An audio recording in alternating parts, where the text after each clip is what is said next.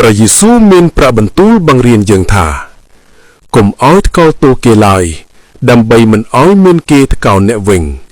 ដបិតអ្នករកគ្នាថ្កោលទោសគេយ៉ាងណានោះគេនឹងថ្កោលអ្នកវិញយ៉ាងនោះដែរហើយគេនឹងវាល់ឲ្យអ្នករកគ្នាតាមរង្វល់ដែលអ្នកវាល់ឲ្យគេផងហេតុអ្វីបានជាអ្នកមើលឃើញកំទេចដែលនៅក្នុងភ្នែករបស់បងប្អូនអ្នកតែមិនឃើញធ្នឹមដែលនៅក្នុងភ្នែករបស់ខ្លួនសោះដូច្នេះខណៈនោះពេត្រុសក៏មកឲ្យទ្រង់ទូលថាព្រះអង្គម្ចាស់អើយបើបងឬប្អូនធ្វើបាបនឹងខ្ញុំនោះត្រូវឲ្យខ្ញុំអត់ទោសឲ្យគេដល់ប៉ុន្មានដងតើដល់7 ដងឬអីព្រះយេស៊ូវទ្រង់មានបន្ទូលតបថាខ្ញុំមិនថាឲ្យអ្នកអត់ទោសត្រឹមតែ7 ដងទេគឺដល់770 ដងទៅទៀតអាមែនបើអ្នកគិតថាសារនេះល្អសូមចែករំលែកបន្តផងសូមអរគុណ